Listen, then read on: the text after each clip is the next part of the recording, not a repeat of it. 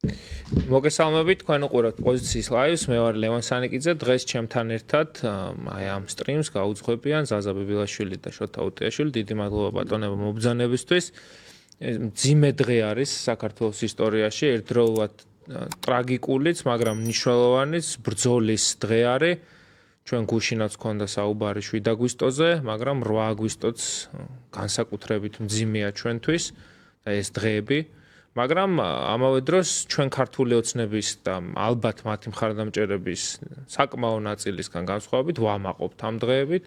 ვამბობთ, რომ ეს იყო ის თარიღები, როცა ჩვენ შევინარჩუნეთ სახელმწიფოებრიობა, როდესაც ქართული ოცნების პატრონმა ვერ მოახერხა ვერცერთი სტრატეგიული მიზნის მიღწევა და ნახეთ ის სამარცხვინო მოღალატეობრივი ნაბიჯების და განცხადებების მთელი კასკადი, რომელიც დღეს წარმოთქვეს ეგრეთ წოდებულმა პრეზიდენტმა და ეგრეთ წოდებულმა პრემიერ-მინისტრმა, არაკაცებმა, ამ ქვეყნის მოღალატეებმა, რომლებმაც არ დაიშურეს პუტინის პროპაგანდისტული ფრაზები მუხათგვერდის სასაფლაოზე.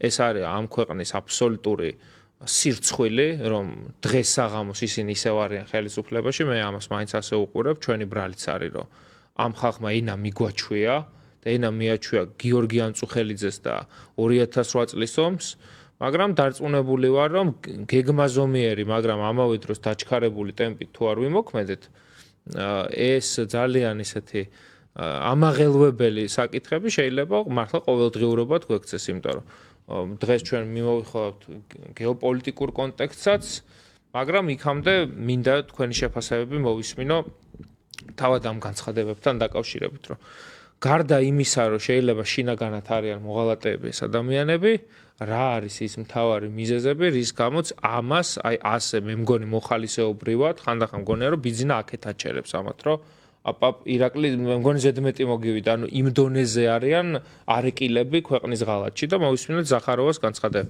აი ეს თემატიკა რომ შევაფასოთ. ბატონ შოთას რა არის ხა რო გითხრათ სიმართლე არაფერი რასაც გობახიძე ამბობს ან იტყვის ან ისი კოლეგები ჩემში არ ცვლის მათ შეფასებას იოტის ოდენთაც კი ანუ ვერაფერს არ გობახიძეც რომ ის არ მომეწონოს ან არ მომეწონოს მის და ჩემ დამოკიდებულებაც არ შეიძლება არასოდეს. რატო აკეთებენ ამას ხადია რა. ანუ ეს მათი გეგმა რომ აშენ საქართველოს გადააქციონ რაღაცა ბარანის რესპუბლიკად მოითხოვს იმას რომ საქართველოში არ უნდა იყვნენ როგორც თვითონ თქვა რა უნდა იყვნენ მარტო სპორტსმენები ანუ პატივსაცემი ხალხი ბარანის რესპუბლიკაში შეერთ მარტო სპორტსმენები რომლებიც რაღაცა მოიგეს სხვა არ არიან აქ არც გმირები არ არიან მათი ადგილი არ არის ხო არ არის რა არავინ ყველა არის ანუ არავინ არ არის არის ერთი ერის მამა და არიან სპორტსმენები სხვა დანარჩენი არანაირ პატივისცემას არ უნდა იმსახურებდეს. ამ პოლიტიკის ნაწილი. ეგ ერთი. მეორე არის რომ ზოგადად ეხა არ არის გაიწყეს სინამდვილეში. იმიტომ რომ ამაზე ალბათ ვილაპარაკებთ, მაგრამ ეს სომხურ აზერბაიჯანულ შეხვედრა ვაშინგტონში არის ძალიან მნიშვნელოვანი ამბავი, რომელიც კი ეხა რუსებს მხარია თუ საქართველოს ჯერ ჩვენია და სომხეთ აზერბაიჯანს შეიძლება გაიწირდნენ, მაგრამ მარტო საქართველოს ქონა მათთვისაც დიდი ვერაფერი შვება. ხო, დიდი ვერაფერი შვება, მით უმეტეს თუ ის სატრანსპორტო კორიდორი აღმოსავლეთ დასავლეთის სამხრეთით გადაიწევს და როგორც თავის დროზე აბრეშუმის გადიოდა და ამის იმ ადგილს დაუბრუნდება. ასე რომ ნახოთ, დიდი ცვლილებები იქნება რეგიონში. ხო, ახლა ამაც რავით ახლა მე რამდენი წელია ამას ამბობენ, რატო ამბობენ ვიცით, ხვალ რო უარესებდნენ. თუმცა დინამიკა ნახე 2018 წელს ამას ეს ვერ ამბობდნენ. ვერც 19-ში, ვერც 21-ში. 2022-დან მას შემდეგ რაც ღიად დაადგნენ რუსეთის მხარეს უკრაინის ომთან, იმის მერე დაიწყეს ეს. ხო, 22-ში მაგათ ჩათვალეს პირველივე დღეებიდან, რომ რუსეთი იგებს ამ ომს და ეხლა ჯობია გამარჯვებული მხარეს ვიყოთ. ეს რიტორიკა დაიწყო 22 წლის 25 თებერვლიდან, როცა ეს ღარიბაშვილი ხო როცა მივიდა იმაში რა ქვია გასაბჭოების დღეს მივიდა იუნკერთან ასევე და თქვა რომ ასე რა ქვია უკრაინა მოვებოთ ომი თავდან ვერ ეცილა და უკრაინა მოკლდა სულად ექნება საქმე თქვენი აზრი ხო ხა ის მე ფიქრებოდა რომ ამბობდი რომ ესე გამოვიდეს თავი, შეიძლება აჩერებენ კიდევაც ამდენი ღალატი არ გინდათ. ხა, ისტორიკოსების ოჯახიდან ხარ და იგივე ბაბუაშენის წიგნებში ეწერა ეგეთი რაღაცა, მათ შორის ისევე როგორც სხვა ქართველი ისტორიკოსებისაში, რომ მოღალატე ბევრად უფრო საშიშია ვიდრე მტერი, ვიდრე ის ცდილობს მტერს დაუმტკიცოს რამდენად ერთგულია. ის ცდილობს რაღაც მონღოლთან გადასული ქართველი ცდილობს მონღოლს აჩვენოს, რომ აი მონღოლის სისასტიკით მოვექცევი ჩემს თანამემამულეს. ქართველი ბოლშევიკები ბევრად უფრო უარესები, სისხლიანები, ამაზრზენები იყვნენ, ვიდრე რუსი ბოლშევიკები, იმიტომ რომ ისინი ცდილობდნენ რუსებისთვის დაემტკიცებინათ, აი რამდენად სინამდვილეში თქვენიანები ვართ. ერთ-ერთია ახლა ეს ხო? სინამდვილეში ამათ ყველაზე მეტად ტკივათ ის, რაც ჩვენ დიდი ხანი არ შევარქვით მათ, რუსები არიან. მოღალატეები და რუსები არიან და ყველაზე მეტად ეს კლიშე ტკივათ და ამიტომ ცდილობენ ბუდიში ამ სლენგისთვის რომ გაგვიტროხონ ეს მესეჯი და ყველას არქმევენ აგენტს, ყველას არქმევენ მოღალატეს. მათ შორის ერთი მარტივი მიზეზის გამო, რომ ეს სიტყვა გააუფერულონ. რომ მე ვიღაც მიამიტები და იდეალისტები და ბოდიში და რაღაც თვალსაზრისით ისეთი გულუბრყვილო ხალხი ლაპარაკობდეს რომ კარგი ახლა ხო არ შეიძლება ყველამ ერთმანეთს ეს დაუძახოთ ანუ ისინი მარტო ზედაპირზე ხედავენ რომ ის ამას მოღალატეს ეძახის აი ამას და ესე იგი ეს არასწორი არა ბატონო ერთი მართალია მეორე ტყულია ხო რა ვიცი ანუ ვიღაცა არ არის დანიის აგენტი მაგრამ ვიღაცა არის რუსეთის აგენტი ხო ვინც დანიის აგენტს კი არა დანიის მიერ დაფინანსებულ NGO-შნიქს ეძახის აგენტს სინამდვილეში 90% ალბათობით ის თვითონ არის რუსეთის აგენტი და როდესაც ამის განკითხვის დრო მოვა მე ვიღაცა ჩვენივე ფლანგიდან მოგვიბრუნდებიან და დაიწყებენ ლაპარაკს რომ კარგი ახლა როდემდე უნდა ვიაროთ ერთ წრეზე არ შეიძლება ამაზე მუდმივად ლაპარაკი მაგრამ ამ ერთ წრეზეც იმიტომ დავდივართ რომ არასდროს არ მივიყვანეთ ის ერთი წრე ბოლომდე და არასდროს არ ითქვა სიმართლე არასდროს არ დადგა ის მომენტი როდესაც საკუთარ თავს რეალურად დაუსვამდით კითხვას რა გზა გამოვიარეთ რა შეცდომები დაუშვით რა აღარ უნდა გავიაროთ არასდროს ხო რაც შეეხება 22 წელს სხვადასხვა 22 წელს კი დაიწყო ასე ღიად ამ მოღალატეობრივ რიტორიკაზე გადასვლა მაგრამ ნუ დავიწყებთ 2018 წელს 2018 წელს ოცნება ჯერ კიდევ საკმაოდ მყარად იყო და მას რა ვიცი ხა ესე ობიექტურად ხარდამჭერი ყავდა რო აი როგორც ამბობდნენ ხო აი პოლიჯოხი რო დაეყენებინათ ალბათ მაინც მოიგებდა საპრეზიდენტო არჩევნებზე ვინმე აი X კოცი ხო მათ დააყენეს პრინციპულად დააყენეს და თვითონ როგორც ჩვენი პრინციპული არჩევანი არის სალომე ზურაბიშვილი რომელიც შეირჩა ერთადერთი კრიტერიუმით ნუ ჩემი აზრი ეს არის თუ ვინმე არ მეთანხმები და სხვა კრიტერიუმს მოიფიქრებთ მითხარით და ვიკამათთ მხოლოდ იმ კრიტერიუმით შეირჩა რომ ხალი თანმიმდევრულად ამბობდა რომ საქართველოს დაიწყო ომი და იმ მომენტში თქვა როცა დაასახელეს ხელახლა თქვა რომ საქართველოს დაიწყო ომი და მაშინ უბრალოდ ოცნება ამას რაღაცნაირად არ ემიჯნებოდა მაგრამ ამბობდა რომ ესე კი არა ისე თქვა ეს კი არა ისი გულისხმა სინამდვილეში ჩვენ თავიდან ვერ ავიდეთ კონფლიქტი ხო ბოლომდე მაგრამ სინამდვილეში ეს იყო მათი პრინციპული არჩევანი ეს იყო მესეჯი პუტინს რომ ეს არის ჩვენი გზა და მე უკვე 22 წლიდან რეალურად დაიწყეს პირდაპირ იმ რუსულ მესეჯებზე დაჯდომა რომელიც ისმოდა ასევე მოსკოვიდან ეს იყო პირველი რომ იარაღის მიწოდება არ არის გამოსავალი რომ სანქციები არ მუშაობს და ყველაფერი დამთავრდება ისე როგორც უნდა დამთავრდეს სინამდვილეში ყველაფერი პირიქით არის იარაღის მიწოდება არის გამოსავალი სანქციები ძალიან მაგრად მუშაობს და ყველაფერი დამთავრდება ისე როგორც ისტორიული გადმოსახედიდან უნდა დამთავრდეს კერძოდ რუსეთის დამპალი ბოროტი იმპერიის ნგრევით და ზუსტად იქ დაინგრევა რუსეთი სადაც არ ელოდა ყველაზე მეტად ახლა ეს უკრაინა არ არის უბრალოდ ერთ-ერთი სახელმწიფო უკრაინა არის სახელმწიფო, რომლის გარეშეც რუსეთი ვერ არის იმპერია. ამაზე ბზეჟინსკის დაუწერია, ამაზე ბევრი დაწერილა, ბევრი ნაფიქრია და მარტივი რაღაცა ხო ამ სახელმწიფოს, ამ ტერიტორიის გეოპოლიტიკური არეალის, მათ შორის ცივილიზაციური, ისტორიული ბმების გარეშე რუსეთი არის უბრალოდ რაღაც გეოგრაფიული მონაკვეთი, საკმაოდ დიდი გეოგრაფიული მონაკვეთი, მაგრამ ეხა ამის გარეშე ვერ არის ის, რაც უნდა იყოს პუტინს. აქ თავრდება ხო, სინამდვილეში ჩვენ ახლა ზუმაუთი რო გავაკეთოთ და დროში ცოტა შორიდან შევხედოთ რა ხდება, კი ძალიან მტკივნეულია ეს პროცესი, 3 წელიწად ძალიან დიდი დრო არის ასეთი ომისთვის, მაგრამ ისტორიის გადმოსახედიდან არაფერი არ არის, აი ამ 3 წელიწად როცა იქნება, ეს დაასრულებს რუსეთის იმპერიას, დაასრულებს ეკონომიკურად, დაასრულებს დემოგრაფიულად, დაასრულებს სამხედრო თვალსაზრისით, ვინაიდან ნუ კაია რას ამბობენ, ხო, ჭურვებს აწარბოებენ, მაგრამ ბოლო ავიამზიდი, რომელიც მათ ჰქონდათ მე მგონი ის ჯარში ჩასაბარებლად ემზადება და ბოლო ავტონომური წყალქვეშა ნავი მგონი უკვე ჩააბარეს ჯარში. ხო ეს იმ პერიოდში და იმ ვითარებაში, როდესაც მათი კონკურენტი ქვეყნები ჯერეთი სულ სხვა სამხედრო სიმაღლეზე არიან და ტრამპმა, რომლის ახლა მაინდა-მაინც სიმპათიებით აქამდე არ გამოვირჩეოდი, მაგრამ ბოლო ხანებში სწორ რაღაცეებს ამბობს და აკეთებს, თქვა რომ ჩვენ გვექნება იმდენი იარაღი და ისეთი იარაღი, რაც არასდროს არავის არ ქონია და რამდენიც არასდროს არავის არ ქონია, ხო?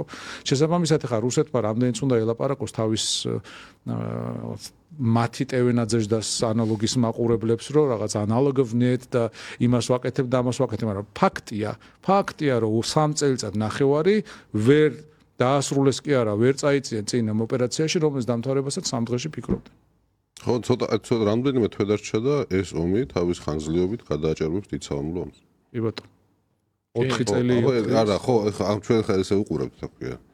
მაგრამ ებარწვით მაგას დაფიქრდით, რომ ეს რამდენიმე თვეში ეს ომი თავის ხანგრძლივობით გადააჭარბებს დიდ საამლო ომს.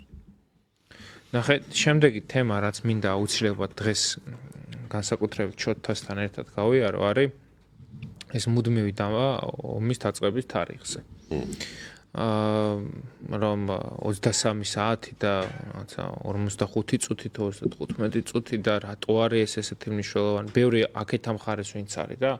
ხო იცი, აი ზუსტად იგივე ხალხი ცოტა ესეთ პრიმიტიული აზროვნებით, რომ 0808 უფრო ისე ჟღერს რა. რომ 07 აი ამ დონეზე არის ზოგი რა სახელმწიფოებრივად ასე აზროვნებს, რომ უკეთ რომელი ჟღერს იჟობია. აი ამ თვალსაზრისით რო ავხსნათ, რატომ არის მნიშვნელოვანი, რომ ომის დაწყების თარიღად კონდეს დემოკრატიულ საზოგადოებას და შემდგომში ახალ ხელისუფლებას, რომელიც კოალიციური იქნება თუ რა ფორმით არ აქვს მნიშვნელობა, მთავარი პროდესალური იყოს. რატომ არის მნიშვნელოვანი 7 და 8 აგვისტოს აი ამ დაპირისპირებაში 7 აგვისტოს კბილებით დაცვა, როგორც ომის დაწყების თარიღის და აი მანამდე, ახლა მოკლედ ახლა ბუნებრივია დრო კი გვაქვს, მაგრამ ბუნებრივია აი ავხსნათ ის მოვლენები, რომელსაც მათ შორის 7 აგვისტოს სამხედრო მოქმედებების დაწყება უძღვოდა წინ. აი შენთვის პირველი განცდა როდის გაგიჩნდა, რომ აგვისტოში ომი იქნებოდა?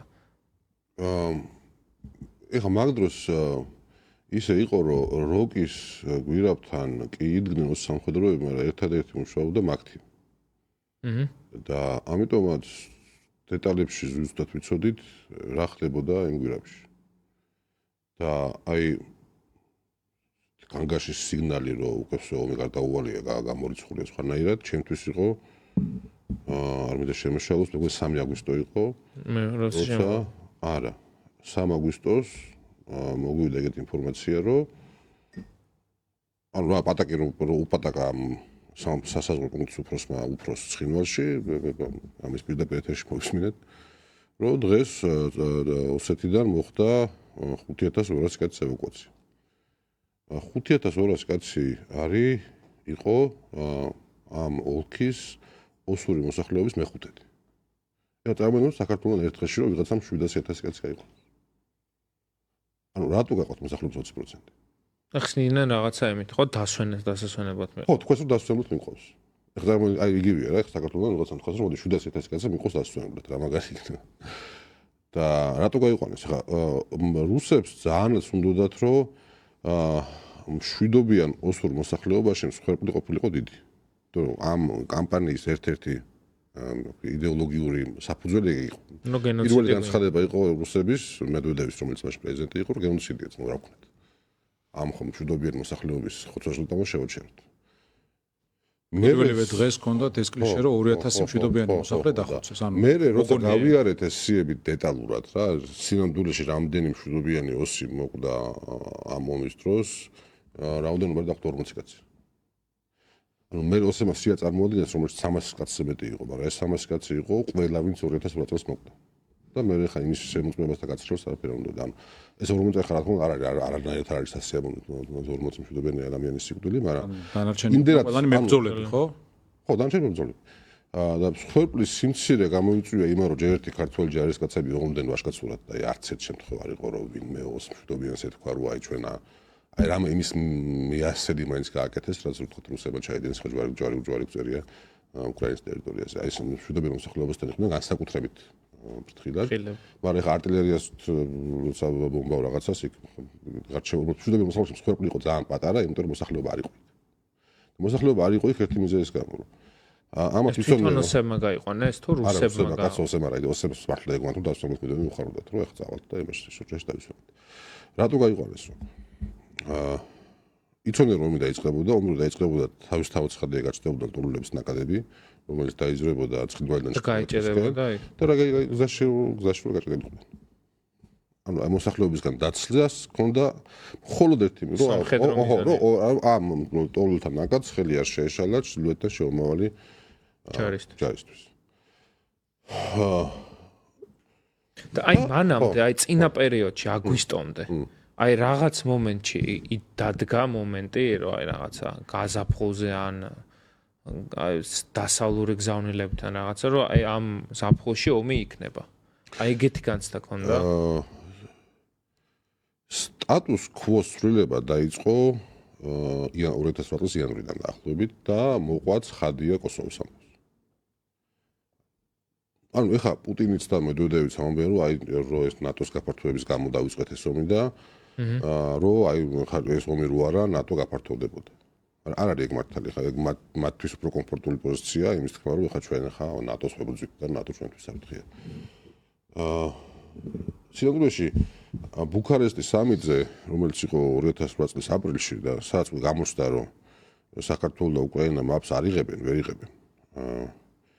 ამ გადაწყვეტილებას ომისთვის მზადების დინამიკაზე არანაირ გავლენა არ მოუხდენია. როგორც ემზადებოდნენ 17 აპრილამდე, ისე გააგრძელეს 17 აპრილის შემდეგაც.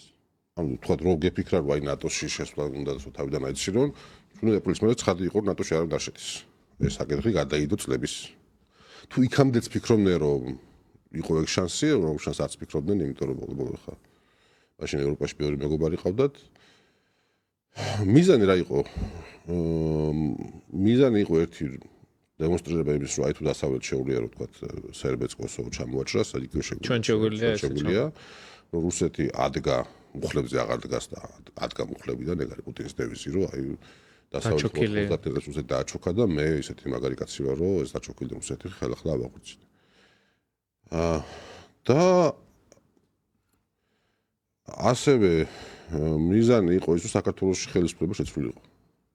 ხელისუფლება კი არა, პოლიტიკური რეჟიმი შეცვლილიყო გაგებით რომ ანუ სტრატეგიული მიზნები იყო ოკუპაცია თუ არის ოკუპაცია ხო ხა უყურეთ როგორ არის ოკუპაცია ფაქტობრივად მიღწეული მიზანი იყო. ანუ რუსეთში მარტივად შეეძლო რომ ნებისმიერ დროს ეთქვა კომიგიოთ კოსოვოს აღიარების მერე რომ ვაღიარებ. კონდოლიზა რაისის განცხადება. არა ვაღიარებ, მეც ავდექი და ვაღიარე რა რას მიზავდით. ხო ერაფერს ვერ არა ეგ არ იყო მიზანი. უბრალოდ აღიარება მაგას წინ რა დაუდგებოდა. თბილისში შემოსვლა. მიზანი იყო არა მიზანი იყო ის რომ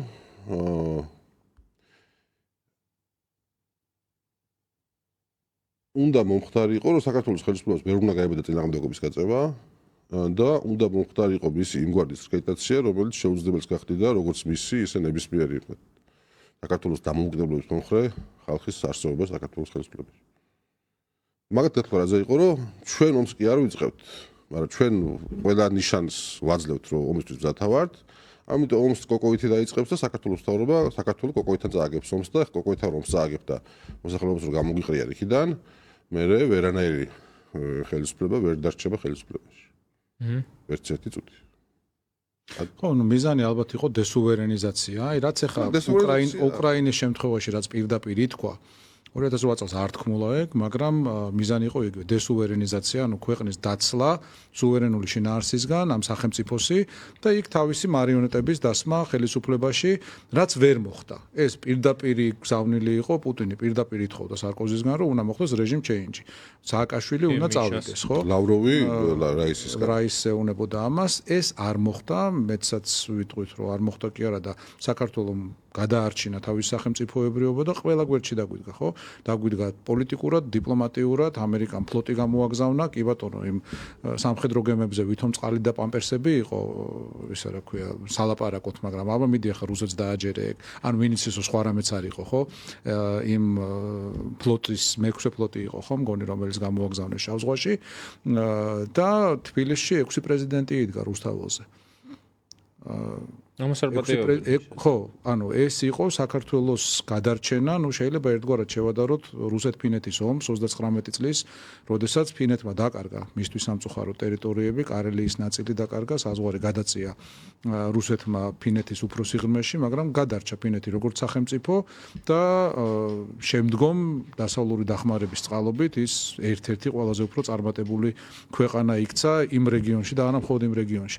ხო, საქართველოს შემთხვევაში რუსეთმა ამ მიზნებს ვერ მიაღწია, მაგრამ თქვა ეგეთი რაღაც, რომ რას ვერ გააკეთა ქართულმა რუსულმა ტანკებმა, იმას გააკეთებს ქართველი ხალხიო და ერთი რამე უნდა გავახსენოთ იმ ადამიანებს, რომლებიც დღესაც იმედის თუ პოზიტივის თუ ნადეჟდას პროპაგანდაზე შედან, რომ რა ვიცი, ამ რეჟიმის ავტორი ვლადიმერ ბედუკაძე მოსკოვში დააჯილდოვეს ამისთვის, ანუ ამისთვის დააჯილდოვეს, ხო, რუსულ-ქართულ მეგობრობაში შეტანილი წვლილისთვის და მისი წვლილი მხოლოდ ის იყო, რომ ივანიშვილის ხელისუფლებაში მოსვლა უზრუნველყო თავისი რეჟისურით, კასტინგით და ასე შემდეგ. ეს კაცი დღეს, კი დაკარგული ყავთ, ანუ საჯარო სივრცეში აღარ ჩანს, მაგრამ ის არის ამისთვის დაჯილდოვებული. ეხლა რაც შეეხება იმას, რა მიზნები ქონდა და რას მიაღწიეს და რას ვერ მიაღწიეს და ვისი ბრალია ზოგადად, ხო? ვისი ბრალია ალბათ ძალიან მნიშვნელოვანია, ვინაიდან ახალ ყველაზე უფრო გახრწნილ ნარატივს ხედავთ ბოლო ხანებში კოცებისგან, ანუ რაც ადრე შეიძლება გაგვიგო ყველაზე უფრო ფსკერი კონსპირაციების თეორიების მომხრე ადამიანებისგან, რომ ეს ყველაფერი ამერიკიდან მოდის და რაღაც სოფლიო სიონისტური წრეებიდან მოდის, ან არ ვიცი კიდე, ეხა deep state-ი დაარქვეს, ხო? სინამდვილეში ერთი და იგივეა მათ ტვინში, იმიტომ რომ ზაზა შათირიშვილმა თქვა, რომ აი ამ ოჯახებისთვის ჩვენ ყველანი გოები ვართ, ანუ მიმიჩნდება პირდაპირ, რომ ისინი არიან ებრაელები და ჩვენ ვართ არაებრაელები. აი ამას იძახის ივანიშვილის თავარი პროპაგანდისტი. ხო და ადრე ეგ მინიშნებები, ხო, მისი მთავარი რუპონი ამას იძახის და ადრე ესეთ ადამიანს ხა ხელს არ ჩამოართმევდი და ეხა ესენი უკვე პირდაპირ სახელმწიფოს უმაღლეს დონეზე გეუბნებიან, რომ ყველა ომი საქართველოში ბოლო 35 წლის განმავლობაში თურმე მოხდა აი მათი და დასავლეთის დავალებით. მიუხედავად იმისა, რომ 91 წელს აგერ პირდაპირ რუსები ყვებიან, ხო, ვის აიარაღებდნენ, სად იდგნენ, როგორ უზრუნველყოფდნენ, რომ საქართველოს შეიარაღებული გადატრიალება მომხდარიყო, მერე რა შვებოდნენ აფხაზეთის ომის დროს, როგორ ხოცავდნენ ქართველებს, როგორ მომავდნენ სოხუმს, როგორ უზრუნველყოფდნენ ჯერ გაგრის გენოციდს და მერე სოხუმის გენოციდს და ასე შემდეგ. აი ეს ხალხი გვეუბნება, რომ ეს ყველაფერი რუსებმა კი არ გააკეთეს, თუმცა გააკეთეს ვიღაც მითიურმა, უხილავმა ამერიკელებმა თუ deep state-მა, ხო? და ნუ ყველაზე უფრო ამაზრზენი ის არის, რომ როგორ არ უნდა ვთქვა, მაგრამ ხა გამსახურდია შვილი რო იტყვის, რომ მამა ჩემი deep state-მა გადააგდო.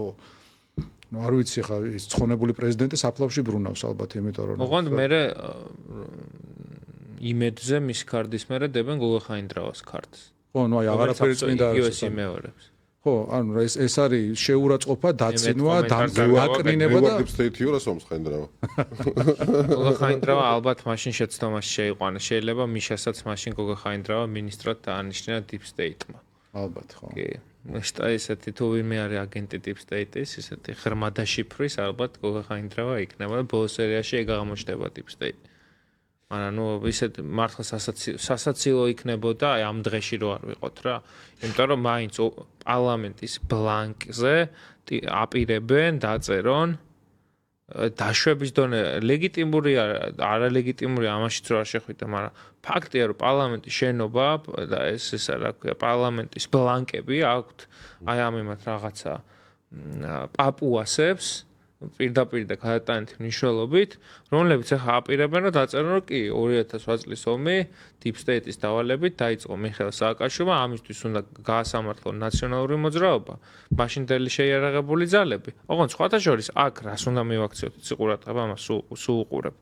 ესენი რაღაცნაირად ცდილობენ მაშინდელი უმაღლესი მთავარსარდლის მაშინდელი აღმასრულებელი ხელისუფლების და პარტიული ნაწილის ქართველი ხალხის და ჯარის ერთმანეთისგან გამიჯვნას. რომ აი ყველაფერი სხვადასხვა, არა კაცო იქ მიშაზეა ლაპარაკი, არა კაცო ეს ნაცმოძრაობაზეა, არა იქ ქართველი ხალხის სხვა ამბავი, არა ჯარი სხვა, ჩვენ ჯარს არ ვეხებთ. არა და თუ რამემ გადაარჩინა ეს ქვეყანა მაშინ, იყო რომ ოპოზიციის დონეზეც კი ისეთი მორატორიუმი გამოცხადდა, რომ 2008 წელმა შეკრა ეს ქვეყანა და იმის მერე რუსეთმა დაიწყო სათითაოდ აი ამ რაღაცა მნიშვნელოვანი ხაზების გამოძრობა ამ ერთიან სისტემაში და აი ამ ვითარებაში მაინც ის რო არ გამოგჩეს იმიტომ რომ მაინც სხვა თემაზე წავედით. 7 აგვისტო რატოა მნიშვნელოვანი? ერთი ვთქვათ რა, რახან ომის დღეები ვახსენეთ ბოდიში რო არ დამავიწყოს, უბრალოდ ძალიან ცოცხლად არის ეს გუშინდელი კადრი. ივანიშვილს გასვენებაში მისვლისას მეტი დაცვა ახდა თან, ვიდრე სააკაშვილს ცხელი ომის დროს ფრონტის ხაზზე. ეს ტიპები, აი ეს ხალხი ივანიშვილი, რომელიც 13 წელია ამ ქვეყანას არის დაპატრონებული ბაყბაღდევივით, ერთხელ არ ჩასულა საოკუპაციო ხაზზე, ერთხელ არ ჩასულა კითხვა რომ დაუშვეს რა უნდა გავაკეთო იქო ხარზე თავი დავადო იქა და ვიტიროთ ერთად თუ ანუ დაშვების დონეზეც კი მასხრა დაიგდო ეს იმდენად არის დაცლილი ემპათიისგან და ქართველობისგან და სააკაშვილი ცხელი ომის დროს იყო ფრონტის ხაზზე და იმას ეძახიან გაიქცაო და მართლა არ ვიცი რამდენი დაცვის ბიჭი ყავდა გარშემო და ეს იმაზე რა ქვია თავისი დამყარებული მშვიდობის დროს შენგელაიას სამძიმარზე ვერ მიდის ისე რომ 20 კაციანი დაცვა არ ახდეს გარშემო ანუ ეს მშიშრობაც არის ლაჩარია აი ლაჩარი რომელიც აი ამ რაღაც ამოტრიალებული რეალობით მართავს სამყაროს კი არა და საქართველოს სამყაროს დაიყარო სამყარო ხო საქართველოს ბოლო 13 წელი ხო არა ეხლა მაგ უსაფრთხოების ამბავშიც როგორ არის იცით რომ ეხლა ტექნოლოგიები ძალიან ჩქარა იცვლება აი ხა ამ ის რო საქართველოს ასე ჩქარა გახდა ავტოკრატიული რეჟიმი, მაგაში ამ ტექნოლოგიებმა დიდი როლი შეასრულა რა, ამ თქო კამერებმა, რომლებიც ესე ხალხს აჯარიმებს, ხმოვნურ ინტელექტმა, ანუ ესე ამდენი ხალხის რეპრესირება არის ძნელი ამ ტექნოლოგიების გარეშე. მაგრამ ეხლა ეს კამერები მარტო პარლამენტის შენობაზე ხო არ არის რა, ალბათ რამდენიმე წელი, რამდენიმე თვე დარჩა იმ დრომდე, როცა ნებისმიერ ტიპს შეუძლია რომ რაღაცა დრონზე დაამაგროს კამერა კი არა და კამერა კი არა და რა ვიცი დრონზე დაამაგროს რაღაცა რითაც მისცეს ამ კამერაში ჩატვირთოს სურათი ან ტელეფონის ნომერი და იშველა ღმერთმა მერე ხო ანუ ეს ტექნოლოგიური ცვლილება ძალიან მნიშვნელოვანი იქნება რა და ეს ყველა დიქტატორს აღელვებს და განსაკუთრებით ხა ეს თან ეს არის ფობიებით დახუნძლული კაცია ხო და გახსოვთ იმ თორ დადიოდა საარჩევნო კამპანიის დროს რა ქვია გადახურული ეს დუშკაბინები აღმოჩნდა არის რა ქვია კი ყველა ტექნოლოგიები არის მაგრამ ანუ ის ტექნოლოგია რომელიც თავის დროზე უწყობდა ხელს დიქტატურის გამყარებას ცოტა ხანში შეიძლება ეხლა დემოკრატიის დამყარებას ვქია ვერავის მკვლელობა ხელს ვერ შეუწყობს ცხადია მაგრამ ცოტა ხანში შეიძლება ანარქიის ამიტომ გამოდის ძალიან იშვიათად თავის ბუნაგიდან ხო და ქვეყნიდან არ გადის კაცი ხო 7 მილიარდი კონდეს და არ კონდეს სურვილი რომ რამე ნახო ეხლა ეს აზერბაიჯანის და უნგრეთში ნამყოფია და სხვა სამწავდეს ხო და ხო ეგეც საინტერესოა სხვათა შორის ანუ ადამიანებს რომელსაც ამდენი ფული აქვთ ძალიან დიდი ამბიცია, ხო? ზოგს უნდა მთვარეზე გაფრენა, ზოგს უნდა რაღაც ბატისკაპის შექმნა და ტიტანიკის სანახავად ჩასვლა, ზოგს უნდა ლეიკემიის დამარცხება, ზოგს აი ძალიან დიდი გრანდიოზული გეგმები აქვთ, მათი მასშტაბის შესაბამისი და რამდენადაც დიდია მისი ფულადი მასა, იმდენად მწირია მისი თვალსაჩინო. ანუ კაც შეულეხ თვითონვე თქვა, ხო, რომ წლები იჯდა ჭორვილაში და უყურებდა ერთ-ერთ საკმაოდ მეორე, ასე ვთქვათ, რაღაც შინაარსობრივად ტელევიზიას და მათ შორის ცხოვრობდა იმითი ვინ ვისთან გაიარა, ვინ ვისთან დაწვა, ვინ ვისთან რა თქვა, ჭორები და ასე შემდეგ. ანუ აი ეს არის მისი მასშტაბი, ეს არის ჩვენი ტრაგედია. ეხლა რაც შეეხება იმას, წეგანაც ახსენე ლევან, რომ ესენი პაპუასები არიან და ბლანკს დაეპატრონენო. მართლა ასეა, მაგრამ ეს ჩემი მოგზალებული აზრით ჩვენი ნაკლია, რომ ამას მათ სისუსტედ თვლით. ბოლშევიკები იყვნენ მართლა უბირი ხალხი იყო, ტალახიანი, სისხლიანი ჩექმები შემოვიდნენ, ორი წიგნი არ ქონდათ, უმეტეს მაგას საკითხული, იყვნენ აი ველურები იყვნენ, დაუნდობელი ველურები და ის ძალა, რომელიც მათ დახვდათ საქართველოში, იყო მსოფლიოში ერთ-ერთი ყველაზე უფრო განათლებული, პროგრესული, ჰუმანური ძალა მაშინდელ სამყაროში. ეს არის ფაქტი, რომელიც დადასტურებულია ყველა მრავალი ისტორიული მტკიცებულებით. მაგრამ ზუსტად ის, რომ ესენი იყვნენ უბირები, ზუსტად ის, რომ პაპუასები იყვნენ. იყო მათი ძალა, იმიტომ რომ სინდისი მათ არ ჰქონდათ და ანუ შეგნება, ზნეობა, რაღაც შინაგანი ხმა არაჩერებდა და იგივეა ზუსტად ეხა, რა ვიცი, ყავილაშვილს რო ქონდეს, მართლა 2-3 წიგნი წაკითხული, ან რაღაც შეგნება რო ქონდეს, ხო, განათლება ხო საერთოდ არა აქვს, ხო? მე მგონი 7 კლასი ფორმალურად უწერია, მაგრამ აი რაღაცა რო იცოდეს, ესე ყოველი ფედერაციის პრეზიდენტის არჩევნების კრიტერიუმები ვერ ჩააბარა იმის გამო, რომ არ იყო დიპლომატი, ანუ ფეხბურთის ფედერაციის პრეზიდენტის, მაგრამ ქვეყნის პრეზიდენტად დადო. aga ჩვენ არ ვაღიარებთ, მაგრამ ნუ ფაქტი არის, რომ ეს კაცი დღეს იქ მივიდა და უმაღლესი მთავარსარდლის რანგში ქართული ოცნების მომხრეებისთვის მაინც აკეთებდა განცხადებებს და რაღაც სამხედრო რახან ფეხბურთის ფედერაცია ახსენე. რახან ფეხბურთის ფედერაცია ახსენე, უბრალოდ გავახსენოთ ჩვენ მაყურებელს ერთი რაღაცა. 2016 წელს სპეცოპერაცია ხო? ყალაძემ გააყალბა ფეხბურთის ფედერაციის არჩევნები, როგორ კაც ჩაუდეს წამალი, სახში დახვდნენ ფეხბურთის ფედერაციის დელეგატს, ყველამ ვიცით მისი სახელი და გვარი, ჩაუდეს წამალი, რამდენიმე დღე მოაშორეს იქაურობას, გაიყვანეს კობიაშვილი, შემდეგ ბიუჯეტიდან ფეხბურთის ფედერაციას გამოუყვეს ჯერ 260 და მერე უკვე 300 მილიონამდე გაზარდეს ეს თანხა ლარი, 300 მილიონი ლარი, წარმოიდგინე რამხელა ციფრია, 10 წლის წინანდელ ამბავზეა თან საუბარი და ამ ყველაფრის ფონზე მივიღეთ ის რომ საქართველოს მე მგონი ბოლოს წინა თუ იმის წინა არის 52-დან 15-დან. ანუ აი ამ ხელა თანხა შეჭამეს და ჩვენი ჩემპიონატი არის 55-დან 52 ადგილზე. ხა ეს ყველაფერი არ უნდა მიეცეს დავიწყებას. ხა ეს არ არის შეცდომა, ეს არ არის შემთხვევითობა, ეს არ არის უნიათობა, ეს არ არის არაკომპეტენტურობა. ეს არის მიზანმიმართული გრევა ამ სისტემის და უბრალოდ მომართული არიან მარტო ხრაზე. ხა ჩვენ გვახსოვს ოპოზიცია როცა ამბობდნენ რომ ესენი არიან უნიათოები. უნიათოები კი არიან, სხვა რამე უნდათ ამათ იმთავით. რაც უნდათ, აბა შევხედოთ. ქვეყნის ინტერესების ჩაგირევება რუსეთისთვის, ჩვენი სპეცსამსახურის მონაცემების გადაცემა, რა ქვია, კოდორი 2007-ის მონაწილეების განადგურება და რაც უნდა გვიწერენ ხელს სათითაოდ ყველას, რომ რუსეთის მონა და მოხალატე სიტყვები უნიათოთი შეუწყალოთ. მაგაზე მიჩხუბია რომ ნუ ეძახით უნიათოებს. ანუ უნიათო არის მართლა ეფერები. რო ეძახი რომ ანუ ცოტა დებილია და საყვარელი დებილი ხო? ხო, აი ხო რაკნას კრეტინია ვერ აკეთებს. აი ეს არის უნიათო. კი ბატონო, ხო და აბა ნუ მაშინ კითხვა იყო რომ აბა რა დაუძახო და რა და მოღალატე, ნუ მაშინ მოღალატე, მაშინ ყურს ჭრიდა, ნუ არა, ეხლა მოღალატეზე რამდენია ისა სასჯელი მოღალატეს გადახებაზე? აი თვითონ ეძახიან ყველას მოღალატეებს და მათზე ალბათ არ ხო. არა, მას შეუძლია რომ შენ დაგეძახოს მოღალატე, იმიტომ რომ შენ არ ხელისუფლებას წამოდგენი, მაგრამ შენ თუ მას დაუძახე მოღალატეს. რაღაცა მოძრავი ჯარიმაა, მე მგონი 2000-დან 10000-მდე არის ეხლა პრაქტიკა. იგივე მოქმედებს, ანუ სხვაზე რაღაცა რო თქვა, იქ როგორ შეიძლება უდანაშაულობის პრეზუმპცია და ასე შემდეგ არც ის გიცავს, რომ საჯარო პირია და თმენის ვალდებულება აქვს და მეორე მხრივ მათ ვისაც უნდა, რასაც უნდა დაუძახებენ. ზოგს აგენტს, ზოგს თაღლიც და ასე შემდეგ. თან სრულიად ან არ არსებული ან მოგონილი მტკიცებულებების საფუძველზე. კი, რა თქმა უნდა. ხო, ეხლა რაც შეეხება ლევან შენს კითხვას, ანუ რა უნდა იყოს ომის დაწყების თარიღი? რატოა მნიშვნელოვანი რომ აი ჩვენი მომხრეები არის რომ ჩვენ ყველანი შევთანხმდეთ ერთ თარიღზე და შევთანხმდეთ იმაზე ვინ დაიწყო ომი და რატო დაიწყო ეს ომი.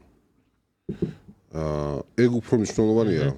იმიტომ რომ ეს ომი სულ მიდიოდა, ჩემთვის პირველ აგვისტოს სულ ომი იყო, როცა ეს შემოვლით გზაზე აფეთქეს პოლიციელების მანქანა ხო პირველ აგვისტოს მაგით დაიწყო.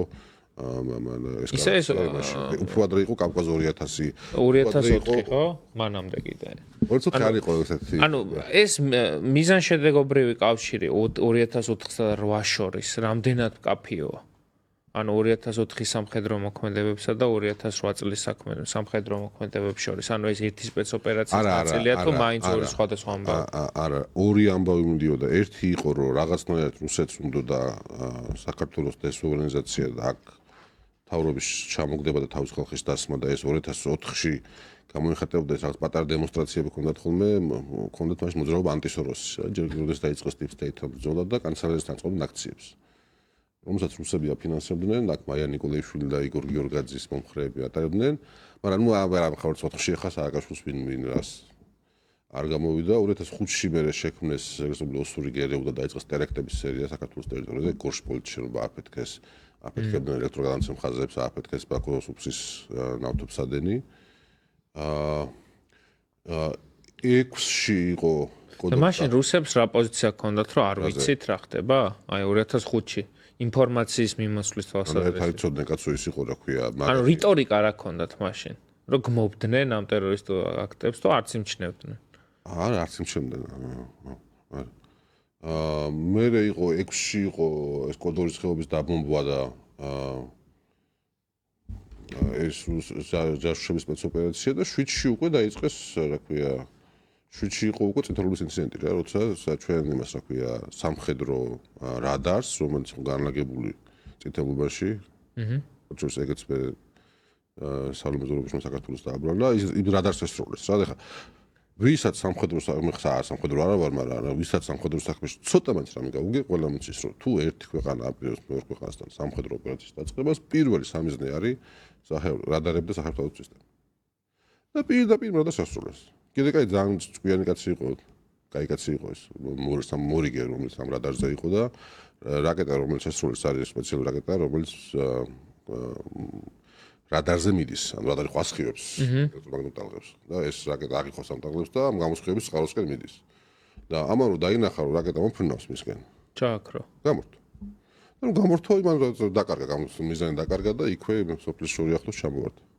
ეს არის 2007-ის საფუღული.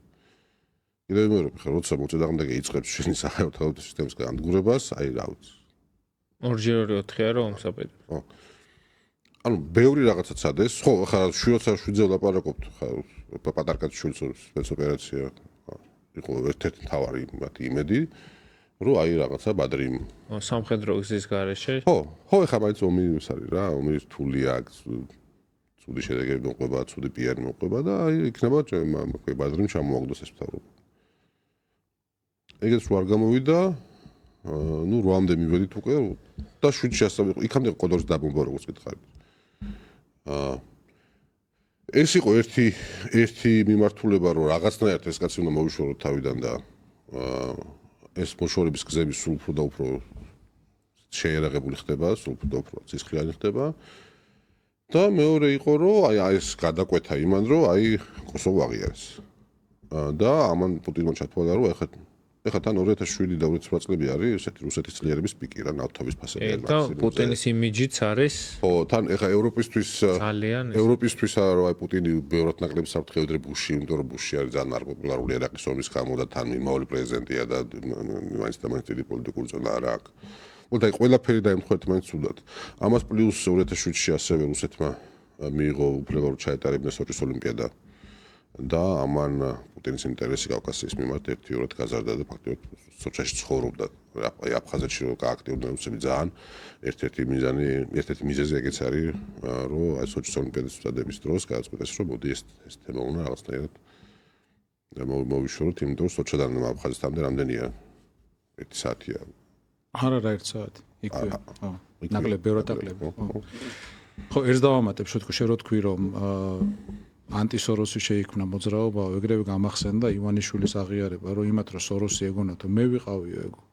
ანუ სინამდვილეში სოროსი ჯღანასის არ ვიცი ეს აქცია. არა, ჯღანას კავშირში არა ეს ხარ. ჯღანას აქცია ეგ ცალკე თემაა, მაგრამ ივანიშვილმა თქვა, რომ ხალხსო ეგონაო, რომ სოროსი აფინანსებდაო იმ ხელისუფლებასო. და მე ვიყავიო სოროსის სახელს ამოფარებული ვარ, თვითონ ამბობს. გადავახვიოთ არქივში დეებს ეს ჩვეულებრივი აღიარება, ნუ მისი რაღაც პოლიტიკური თაღლითობის მორიგი. არა, კაცო, მე პრემიერ-მინისტრი რო გახდა, სოროსი ჩამოვიდა და შეხვდა და ძალიან თბილი და ტკბილი შეხვედრა ჰქონდა გადასაღებად. სოროსი ჯერ deep state და პრობლემა. ეხლა რაც შეეხება სოროს, ისა რა ქვია, სოჭის მაგრამ ის პრეზიდენტი ხო უკვე ჩამოგდებული deep state-ს და რატო არ იყო პრობლემა? ხო, აინტერესო. ხო ჯერ ამათ არის ცოდნა რომ იმათ. რაც შეეხება სოჭის ოლიმპიადას, კიდევ ერთი რაღაც, რაც აი სულ მინდა ხოლმე რომ მეხსიერებაში ცოცხალი იყოს.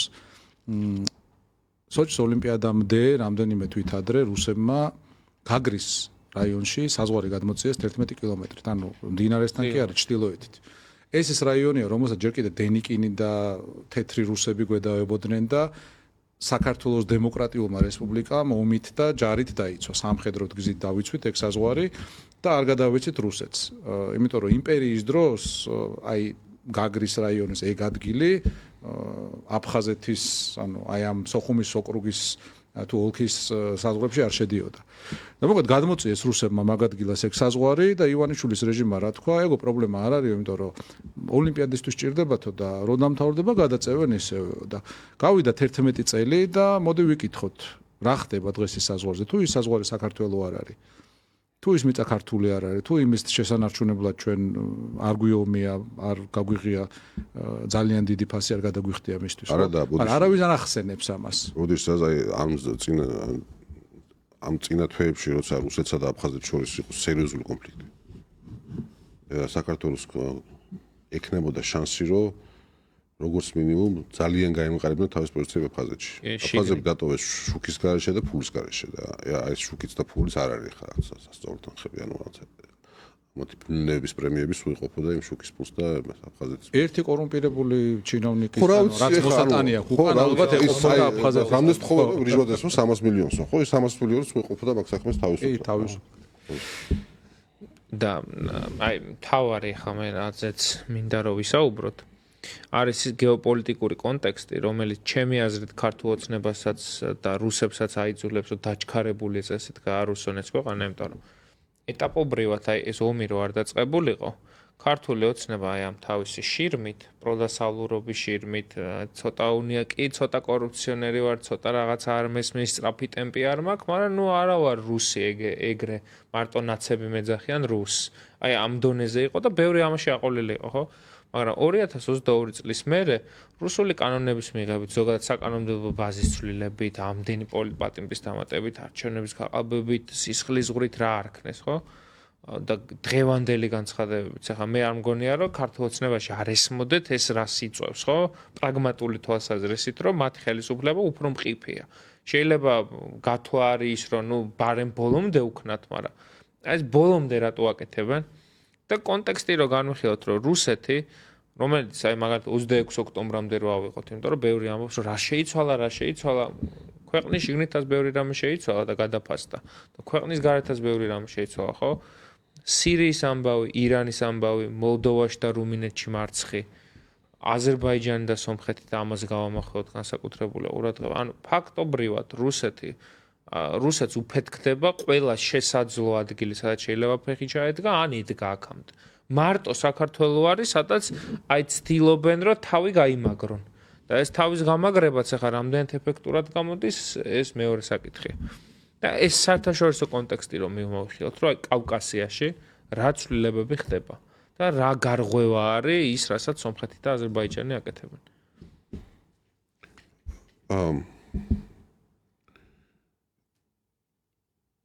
სანამ ყარაბაღის კონფლიქტი იყო რუსეთისთვის, ყარაბაღის კონფლიქტი იყო საშუალება რომ გავლენა ჰქონდა სომხეთზეც და აზერბაიჯანზეც.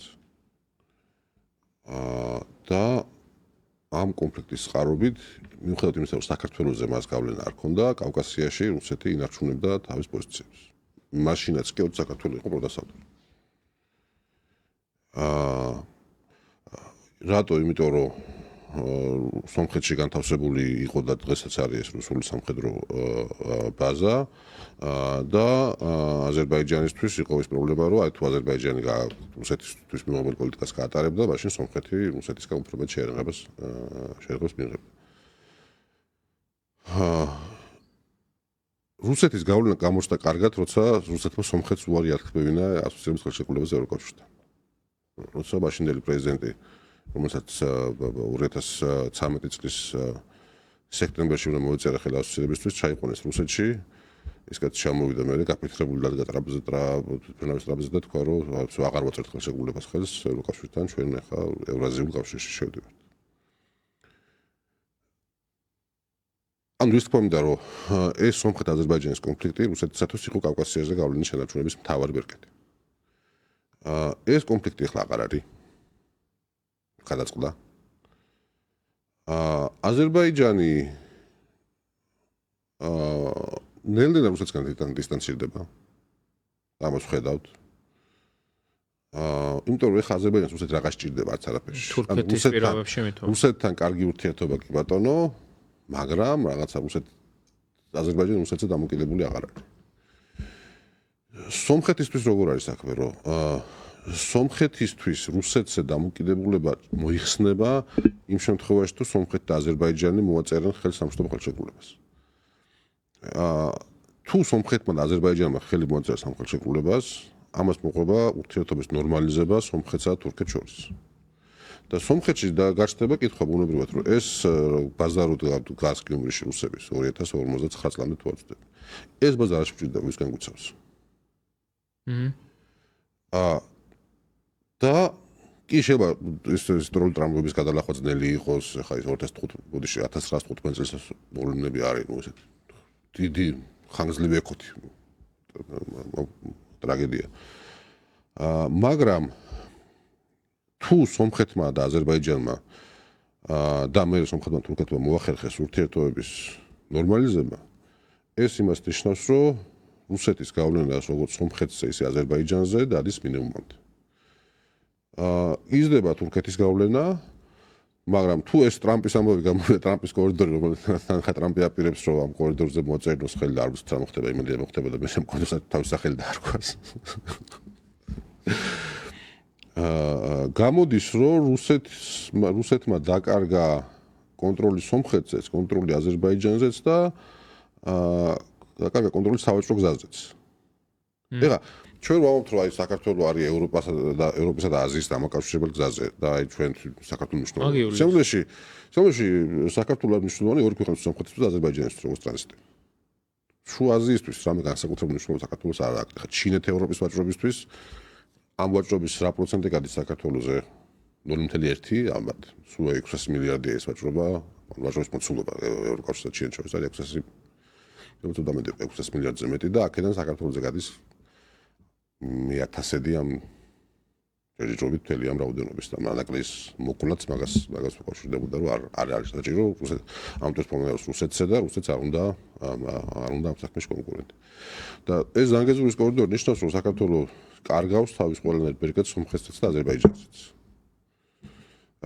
და ფუნქციის გარეშე ჭებით თუ არ ჭებით? ეხლა ეს ნავთობსადენი რაც არის დარჩა. ნავთობსადენი არავინ არ ამოთხრის და არ გადაიტანს სხვაგან. ეკონომიკურად არ ამგონია რომ ეხა ამ ზანგეზურის კორიდორში ჩვენ დაგავზარდოს პირიქით რა სიმბოლოს მე მგონია რომ სტაბილურობა და მშვიდობა სომხეთში და აზერბაიჯანში პირიქით რეგიონის მიმზიდველობას მის ეკონომიკურ პოტენციალს ზრდის და პრობლემა არის რომ ჩვენ არცად არ მონაწილეობთ რა ჩვენ აღარ ვართ ამას ხელი უნდა ეწერებოდეს თბილისში და აქ უნდა იყოს ამერიკის პრეზიდენტი მე დარწმუნებული ვარ წესერი ხელისუფლება რო ყოველთა და მათ შორის არ ვიცი 2013-12 წლებში რო ესეთი შესაძლებლობა ყოფილიყო არ ვიცი მიშა უბრალოდ შუაზე გადაიხეოდა რომ თბილისში მოეწერათ ხელი და ეხლა ქოცების პრობლემა რა არის ქოცები დიდი ხანი ვაჭრობენ იმით რომ აი თქვენ თუ გინდათ ეს კორიდორი მაშინ ეს რა ქვია მუშაირებთ ჩემს საშინაო საქმეებში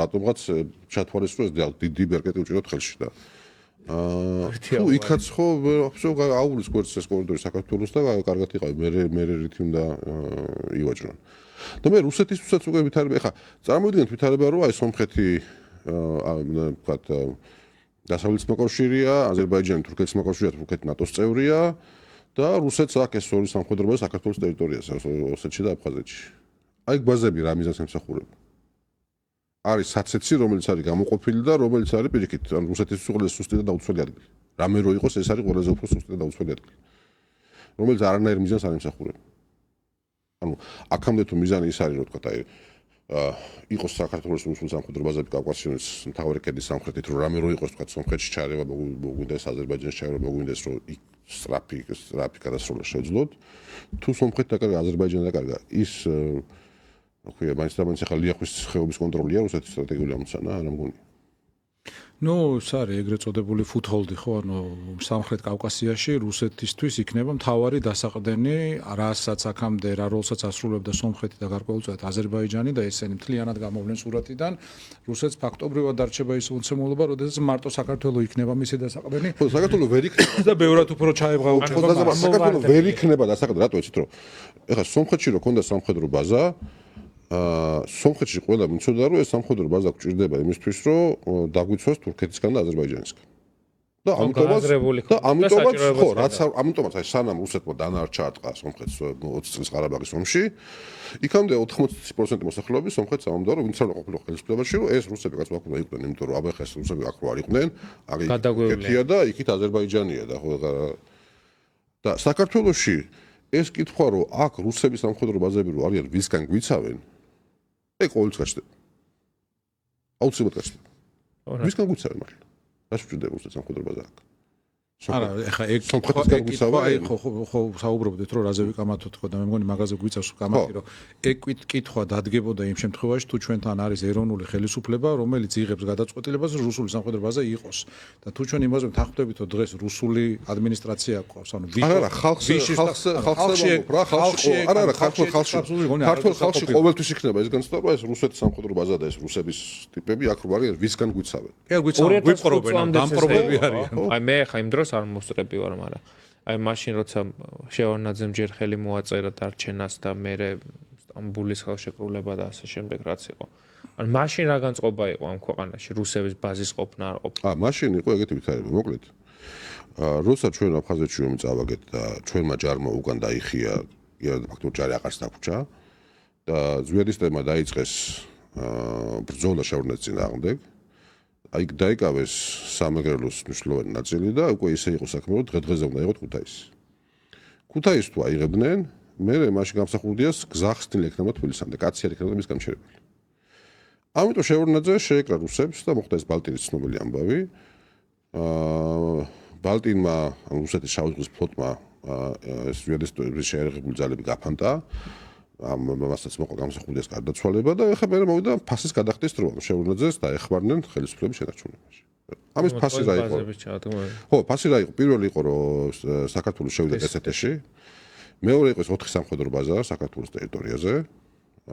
ბათუმი ახალქალაქი თბილისი გუდაუთა. იყო საქართველოს რუსეთს შორის მეგობრობისა და თანამშრომლობის ხელშეკრულება, რომელიც ბაზიანში. და იყო მეოთხე ამბავი, რომელიც იყო არ იყო ხელშეკრულების ნაწილი, მაგრამ იყო ყველაზე მძიმე, რომ რუსეთმა მიიღო უფლება დაენიშნა საქართველოს ძალოვანი მინისტრი. და ესე შეიძლება იგორ გიორგაძე თანამშრომლობის მინისტრად, ვარდიკო ნადიბაიძე. ვარდიკო ნადიბაიძე იყო ქართული არ იცოდაო, ხო? გერევეზე იყო გრუპ რასისტის ვოისკ ზაკავკაზია. იმისი მეთაურის მოადგილე. და უთხრეს, რომ შენ უნდა გახდეს საქართველოს თავდაცვის მინისტრი. ამან თქვა, რომ თავდაცვის სამინისტროში მე არ გადავალო და თავდაცვის სამინისტრო გადმოვიდეს ჩემთან. ანუ საქართველოს თავდაცვის სამინისტრო გადავიდა რუსეთის შტაბის შენობის ერთ-ერთ ფლიგელში. აი ამ მდგომარეობაში ვიყავ. ანუ საქართველოს სუვერენიტეტისგან არ დარჩა არაფერი საერთოდ. მარტო სახელი და უკან დაგვრჩა და დროშა და ჰიმნი. ეხლა ეს შევარდნაძის რაღაცნაირად ხუნა გაიправებინა პარლამენტის ხუნა მიიღო ეს ხელშეკრულების ხელი უნდა მოეწერა და ასე შემდეგ ეს ნეგაშია შევიდა. შევარდნაძემ თქვა რომ ეხლა მე რაც ვაკეთებ, ამას ვაკეთებ მარტო ერთი რამის გამო, რომ აფხაზეთი დავუბრუნოთ.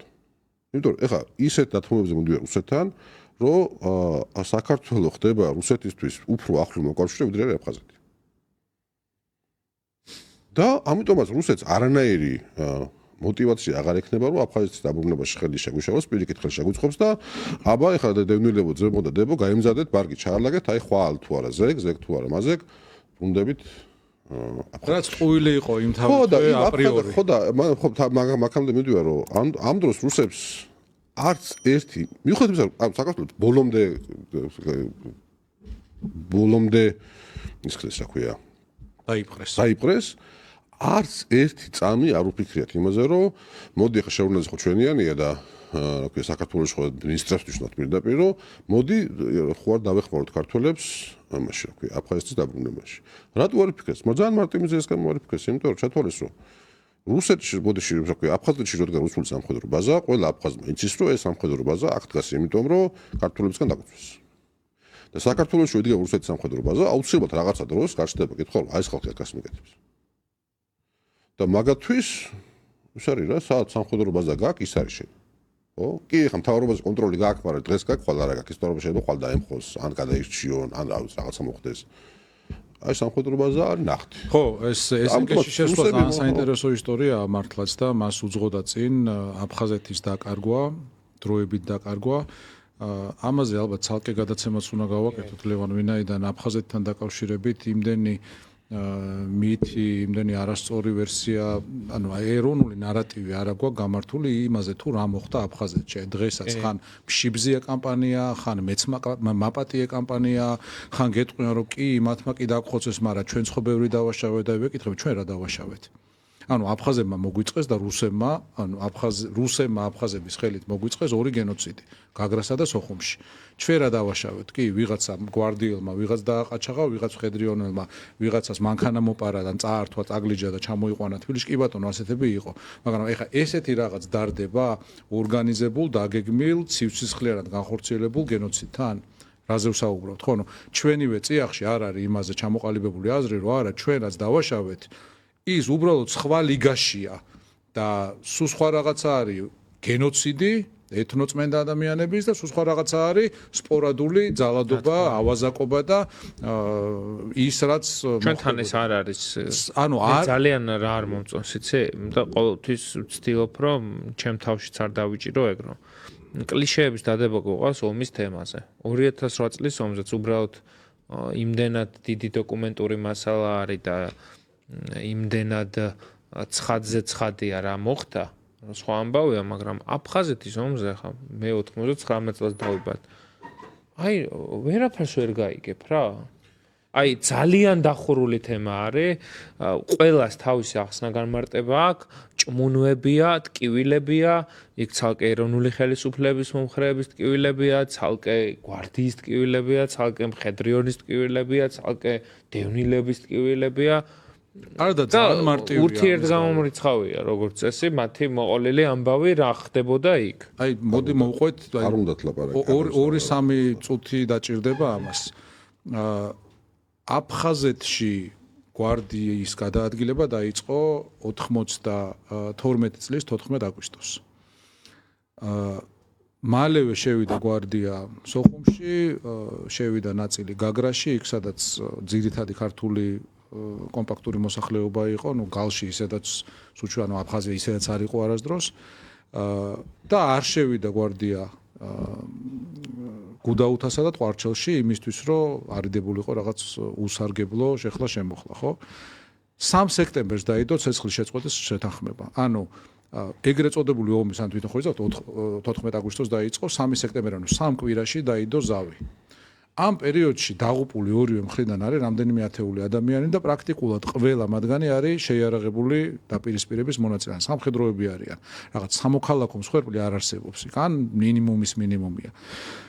დაიდო 3 სექტემბერს შეთანხმება და 1 ოქტომბერს ერთი თვის თავზე რუსებმა და აფხაზებმა და ჩრდილოკავკასიელებმა, ვინც ნუ ნახა ჩრდილოკავკასიელები და რუსები იყვნენ ეგენიც, პოლიტიკურად მათი დაგეშილი, მათი შეიარაღებული და მათ მიერ მართული, დაიწყეს გაგრის штурმი და გაგრაში მოაწყეს, აი ცივსისხლიანად, ანუ ეს ბუჩას თემაც არის, ხო, ბუჩაში ხო იყო, ჯარმა გადაუარა და რაც დახვდა, ყველაფერი მოკლეს, ხო, ყველა მოკლეს და ყველაფერს გადაუარეს.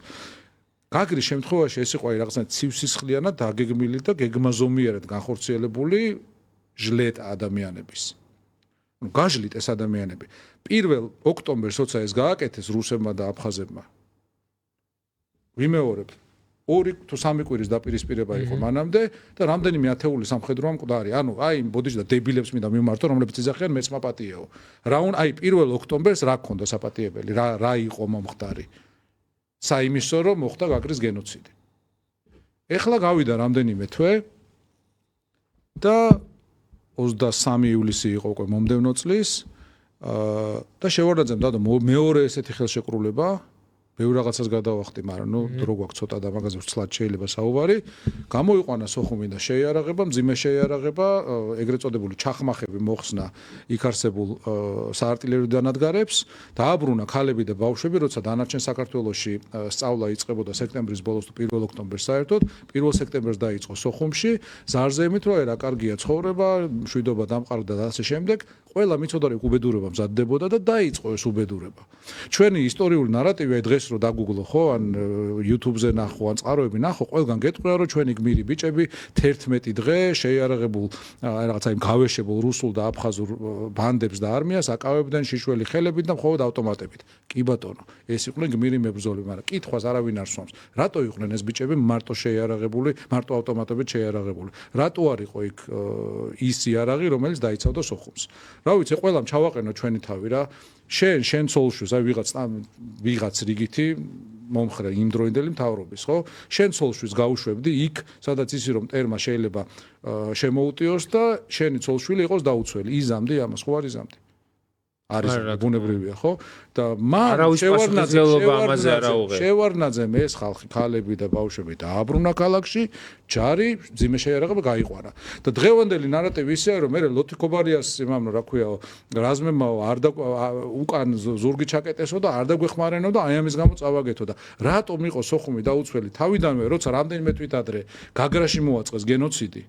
ეს კითხვა უნდა დაისვას პირველ რიგში. ენდო შევარნაძე რუსებსო და როგორ უნდა ენდო რუსებს, რა ვიცი, მე ვიყავი, ხა შენ თქვი 99-ში და მე 18 წლის ვიყავი მაშინ.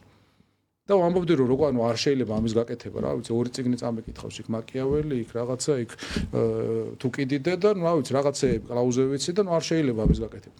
შენ არ გესმისო ბავშვი ხარო კაცო ესო შეიძლება გენშერის მეგობარიაო ბეიკერის მეგობარიაო და შენო ბავშვი ხარო და ნუ ხა მე იმას კი არ ვამბობ მაგრამ ბავშვისთვისაც აშკარა იყო ის რაც უნდა გაკეთებულიყო და არ უნდა გაკეთებულიყო შედეგად მოხდა ის რომ როდესაც 91 წელს გამსახურდია რო გადააგდეს რო გეკითხა ქართველისთვის რომ შეხვალ თუ არა SNG-ში ჯერ მაშინ არ იყო SNG მაშინ იქმნებოდა ხო მაგრამ ახალი ხელშეკრულება იყო შემოთავაზებული და იმ ხელშეკრულებაზე რო არ მიუერთა საქართველოს მეორე დღეს დაიწყო პუჩი. მაგრამ საქართველოს მოსახლეობაში მაგ თემის ხარდაჭერა რომ ჩვენ შეუერთეთ რაღაც აღანახლებულ კავშირს იყო საფსაბაზავათი ხო? ანუ წარმოუდგენელი იყო ხო არავინ მაგას ხარს არ უჭერდა. აი ამ ტოტალური მარცხის, ტოტალური კოლაფსის შედეგად აი სასოწარკვეთილი ხალხი უკვე აძლევს უფლებას მისი ნაწილი ყოველ შემთხვევაში შევარნაძეს რომ კითხრას რომ მეც არ მინდა ძმაო, მაგრამ სხვა რა გზა გვაქვს. ხო? ეხლა მითხარით აი რა სხვა ვერსია შეიძლება არსებობდეს. ეხლა მე ვიყავ იმეორე, მაგრამ ჩემნაირი ჩემ თავს გამოყო კაცო რა. ყველა ეგეთი ვიყავით ჩემ გარშემო. ვკითხულობთ რომ ეს რატომ ხდება და მეორე მხარეს არის შევარნაძე, რომელიც ათწლეულები მუშაობს სისტემაში.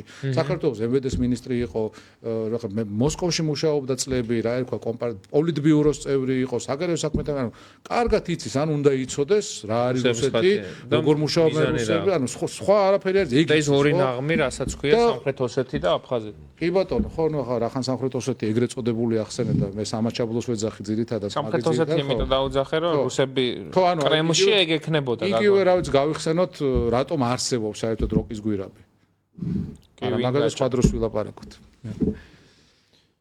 და ეგ ისეთი ამბავია ეს როკის გვირაბის თემაც მაგრამ ნუ რახან თქვით რომ სხვა დროს ვილაპარაკოთ მაგრამ ეხლაც რაღაც ინფორმაციები რაც ვცელდება ამ ტრამპის მედიაციით გაწეულ საკითხზე არის რომ ძალიან იმედიანად უყურებენ სენატორები და კონგრესმენები რომ რეალობაში მოვა და ის ხელშეკრულება რომელიც ჩემი აზრით ისტორიულია და რუსეთის ხო რა მდგომარეობაში მიიყვანა პუტინმა რომ ესეთ საკითხამდე თუ ოდესმე მივიდოდნენ ნორმალური რუსეთის პირობებში რომელიც ჩემი აზრით არ არსებობს და ეჭვმეპარება რომ იარსებობს იქამდე სანამ რუსეთს არ წააქცევენ ბოლომდე და არ მოთხოვენ და იმ შეცდომას არ დაუშვებენ რაც საბჭოთა კავშირის მერე დაუშვეს რომ ხელი გადაუსვეს თავზე და უარესი შექმნეს იმიტომ რომ ხა მე დღეს რო ვეცნობი მაშინდელ პრესას პუტინთან დაკავშირებით აღფრთოვანებული იყო დასავლეთი პუტინით და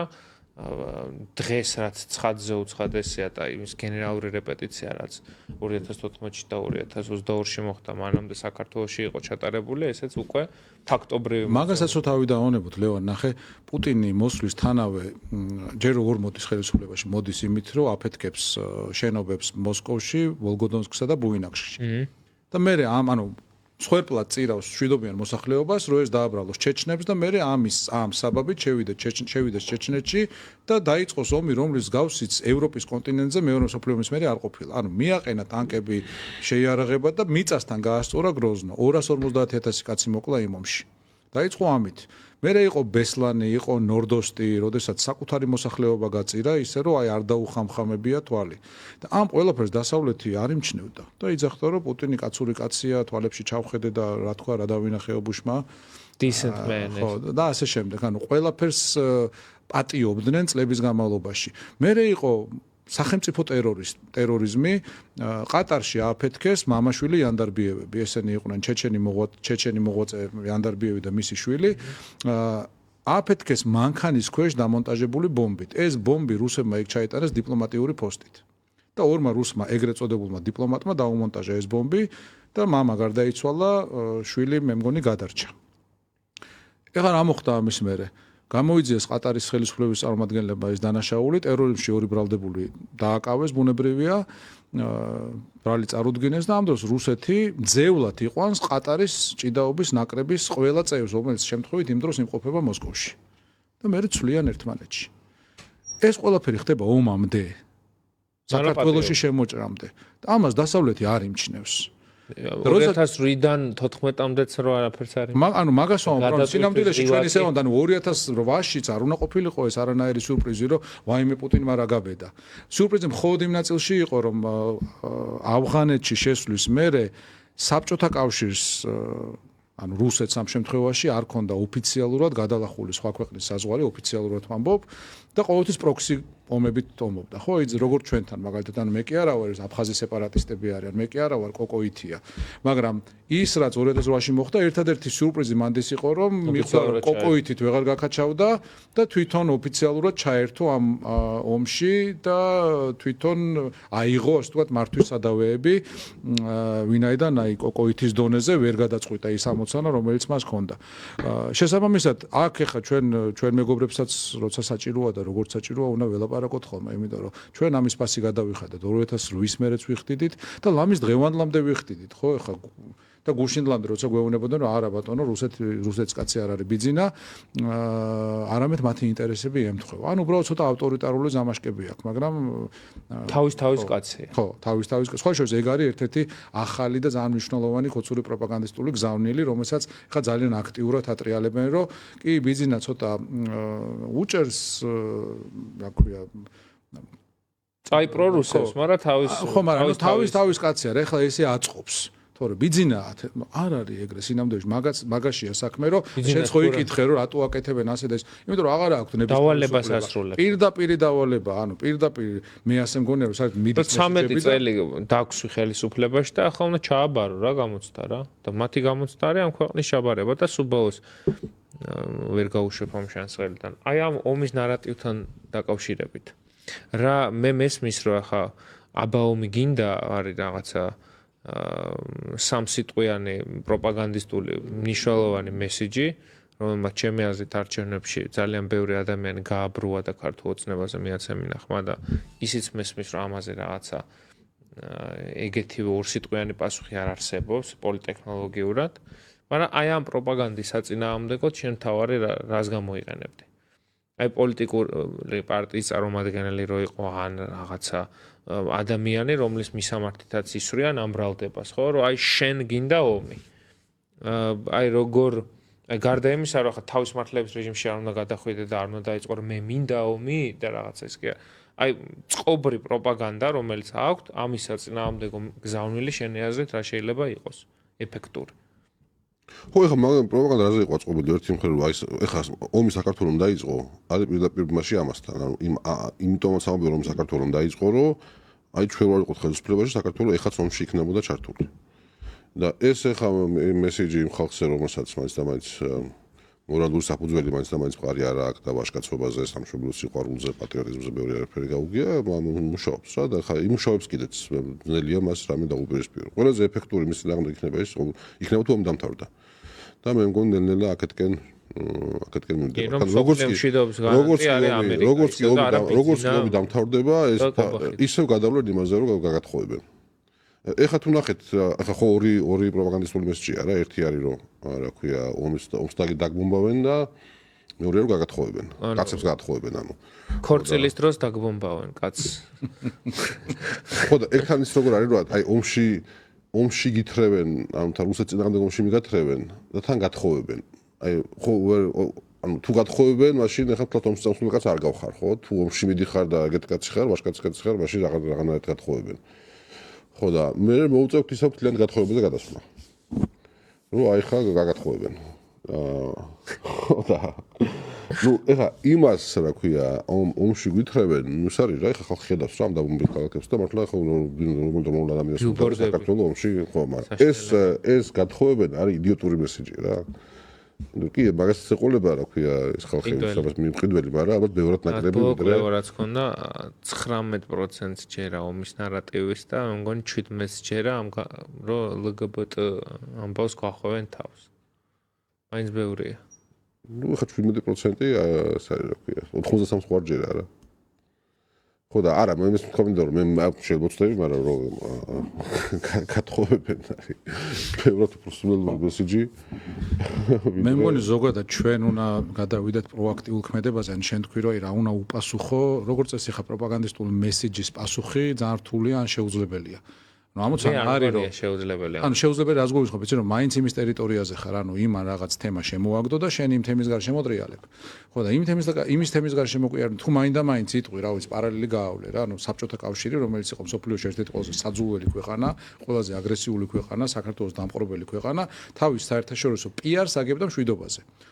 ამას ამბობდა რომ ჩვენ გვინდა საერთაშორისო მშვიდობა და არსებობენ იმპერიალისტური ძალები, რომლეთაც უნდათ გლობალური ომის გაჩაღება. ამაზე მთელი კამპანია იყო 20-იანი 30-იანი წლებიდან საბჭოთა კავშირის დანგრევამდე, რა ვიცი, ნიანგი იყო ეგეთ ჟურნალი, რუსულენოვანი ის კარიკატურები იხატებოდა. მთელი ეს იყო რა მათი ნარატივი. განა რამე შეიცვალა, ეს ომის და მშვიდობის თემა არის პირდაპირ რუსული პლეიბუქიდან აღებული. საბჭოთა პლეიბუქიდან აღებული და ხანდახან იგივე ხალხია 80-იან წლებში რო იყო კგბ-ს კორიდორებში, მათ შორის ქართული კგბ-ს კორიდორებში, ზოგი მათგანი დღესაც ცოცხალია და დღესაც მუშაობს და დღესაც იგივე სატრიალებენ. ანუ იგივე პროსტა იმის მაგივრად რომ ადრე იყო რაღაც რა ვთქვით იმპერიალისტური ომის გამჩაღებები და დღეს არიან deep state-ი, რომელიც ასევე გლობალური ომის გაჩაღებას ცდილობს და აქეთ არის შვიდობის ბანაკი. ერთი მაინტერესებს ანგლო-საქსებამდე როდის პირველი, იმიტომ რომ ხა რუსებმა ხო ბოლო-ბოლო ის საქმე, რუსიამ დროს ყველა უბედურების სათავე არის ანგლო-საქსები და ეხლა ანგლო-საქსები რატო ვერ ვკითხე და ესაუბრე. სინამდვილეში მაგათ ეშინიათ ამერიკელებს და ინგლისელებს, იმიტომ რომ რუსეთს არც ერთი მაგათთან მოგებული არ აქვს. ხო. და ეს ფრანგებს და გერმანელებს ბევრჯერ გადაუარა. ამიტომ ანგლო-საქსებს იძახიან და ეხლა წეს დამთაც უნდა უთხრა რომ ესენს ანგლო-საქსური რიტორიკაზე გადავიდნენ. ანუ გათხოვებისგან გიცავთ რა ქვია, მშვიდობა ომი აგაცილეთ თავიდან და ასევე ანგლო-საქსები არ უნდა გაჭაჭანონ ქვეყანაში. ხო, ეხლა გათხოვებასაც შეეხება მაგალითად მთელი ოცნება ძირითადად ანუ მათი მრწამსი რა არის რომ მტერს უნდა დაუწვერო მტერს უნდა მისთხოვდე რომ გასიამოვნო მტერს უნდა მისთხოვდე მართლა ანუ მათი დნმ პოლიტიკური არის რომ მტერს უნდა მითხოვდე ეგ არის ხო ანუ იბრძვიან ამ უფლებისთვის გეუბნებიან რომ შენ თუ წინააღმდეგობა გაუწია მოძალადეს და მტერს შენ ცუდი კაცი ხარ შენ ომს პროვოცირებ და აი ეგ რომელიც მტერს უწვება არის ჭკვიანი რაღაც პრაგმატული და ასე შემდეგ ანუ მათი დნმ არის გაბოზება არის პოლიტიკური დნმ ეგ არის ამოჭერით ანუ ამოჭრით არა პირიქით უხდება ამას ხო ეგ არის და რა გათხოვებაზე ლაპარაკობენ საერთოდ ეხლა რაც შეეხება მათ ნაღმებს ხო ამ ნაღმებზე თვითონ ააფეთქო მათ შორის ის რომ აი გარეჯი საქართველოა ხო ოკეი აი არა ერთი არჩევნები გადაატარეს მაგაზე არა მაგის მე 10 ჯერ თუ 12 ჯერ შეხვდნენ ალიევს შეხვდნენ მათ საგარეო საქმეთა მინისტრს შეხვდნენ პარლამენტის თავმჯდომარეს ანუ ყოველ ჯერზე ეს კითხვა არ უნდა ასვენებდეთ რა ხდება იმ რუკებზე აჩვენეთ დასვით ეს საკითხი მესმის რომ ძალიან რთული საკითხია რა თქმა უნდა ურთულესი თემაა მაგრამ საკითხი დაისვა ხო თქვით რომ ამხელა სპეცოპერაცია ჩაატარეთ თურმე რუსეთის თავდაცვის სამინისტროში ორი კაცი დაიჭირეთ ამის გამო მრავალი თვე მე მგონი თითქმის 1 წელი ეჭვდა ციხეში ამის გამო მელაშვილი და ილიჩოვა მაგის მერე წლები გავიდა და 10 ჯერ შეხვდი ალიევს და ერთხელ არ დაგისვია ეს საკითხი დღის წესრიგში აი თავისივე ნაღმზე უნდა აფეთქდნენ და მეორე მხრივ ასეთივე რაღაცა პროპაგანდისტული თუ რაღაც საინფორმაციო ნაღმის მოფიქრება აქეთაც უნდა იყოს შესაძლებელი, რასაც ეგენი აკეთებენ, რომ იმათმა იმართლონ თავი. და ამ ასეთი თავის სამართლებელი იმდენია, ხო, ყოველდღიურად ემატება. და მგონია, რომ ბევრად უფრო ნაკლებად ეფექტურად მუშაობს ეს ნარატივები, ვიდრე 26 ოქტომბრამდე მუშაობდა მაინც. მიუხედავად იმისა, რომ ძალიან დიდი დაზიანება მეირა 3 წლის განმავლობაში. და ჩემი აზრით კრიტიკული უმრავლესობა, რომელიც შეიძლება რაღაც მომენტში ბიძინას მაინც ბოლომდე პრორუსად ვერ აღიქვამდა. მე მგონია რომ ეგეთი ადამიანი არ არსებობს რა უკვე ამ ქვეყანაში. ან თავს იბრიყვებს და გადასარევად იცის. ან ნუ ახლა ხო და მაგიტომაც აკეთებენ რა ჩვენ ხო გააუქმეს. არ ჩვენ ხო ეხა გააუქმეს შაკალს. ის სხვათა შორის ახლა ვცელდება პროპაგანდისტული რუსთავი ორი აცხადებს რომ ჩვენ და ახლებს აგვართმევენ საარჩევნო ნომერს 5 ნომრის. ახევა უნდათ და არ ვიცი მეგობრებო ახლა შეგიძლიათ წაიღოთ და დააბინავოთ კარგად კი მიხვდებით სადაც თუ ამას აპირებთ თუ არა და ამ ქვეყანაში როცა არჩევნებში მონაწილეობის მიღების საკითხი დადგება სამართლიანი თამაშის წესები უნდა იყოს და ის სამართლიანი წესები როცა იქნება 5 ნომერი იქნება იმ პოლიტიკური ორგანიზაციის ნაწილი ვისაც ეკუთვნის და მანამდე შეგიძლიათ ისე ღრმად დაიბინავოთ 5 ნომერი თუ წაიღებთ ამით მიიღეთ სიამოვნება, იმიტომ რომ რაღაც მგონია რომ მიდრეკილი ხართ ამისკენ. თუ რაიმეს დამატება გინდათ, შეგიძლიათ დაამატოთ თუ არა და ისეთ საინტერესო ეთერი გამოგვივიდა. კი ბატონო, მივესალმები ამ სურვილს და ვისურვებდი რომ ძალიან მალე დადგეს ის დრო, როდესაც გაიმართება მართლაც არჩევნები. ერთ რაღაცას ვიტყვი. დღეს საუბრობდით ამაზე და აუცილებლად უნდა ითქვას, ანუ დღეს ხშირად საუბრობენ იმაზე, რომ უნდა დაინიშნოს ახალი არჩევნები, საპარლამენტო არჩევნებზე მაქვს საუბარი. მე ოდნავ დავაკორექტირებდი ამ მოთხოვნას, ვინაიდან ჩვენს ისტორიას, უახლეს ისტორიას თუ გადავხედავთ, არასდროს ოპოზიციის მოთხოვნა არ ყოფილა დაინიშნოს ახალი არჩევნები. ჯერ არ გადადგომა. გადადგეს მთავრობა. მთავრობა რო გადადგება, ავტომატურად ინიშნება ახალი არჩევნები და გადამდგარი მთავრობა ნიშნავს, რომ ის ვეღარ განსაზღვრავს იმ თამაშის წესებს, რომელთაც წინა არჩევნები გააყალბა, ხო? შესაბამისად, ეხლა რო ვიძახი და დაუშვათ, გადაუბრუნდათ ვინი რუსებს და ხვალ დანიშნეს არჩევნები, რა, კალანდარიშვილი არ იქნება, სუსი არ იქნება, მოსყიდვა, ძალადობა, გაყალბებული სიები თუ რა, ხო? გადადგეს ხელისუფლებამ არ უნდა ჩაატაროს ამ ამაზეა საუბარი, ხო? არ უნდა რაღაცა მახესავით არის, ხო? იმიტომ რომ შეიძლება ვიღაც ევროპელი ამაზე წამოეგოს, რომ აი თუ დანიშნა, მაშინ უნდა გახვიდეთ, როგორ უნდა გავიდეთ? თუ იგივე მოცემულობა არის, რაც იყო შარშან და იგივეც არ არის, უარესია ეხლა, ხო, ამ კანონებით, დამკვირვებლების აკრძალვით, პარტიების დე-ფაქტო აკრძალვით, ყველას მოგუდვით. შესაბამისად, ეს უნდა იყოს მოთხოვნა, რომ წავიდეს ოცნება, გადადგეს მთავრობა და მე ჩატარდება არჩევნები, აბა რა იქნება.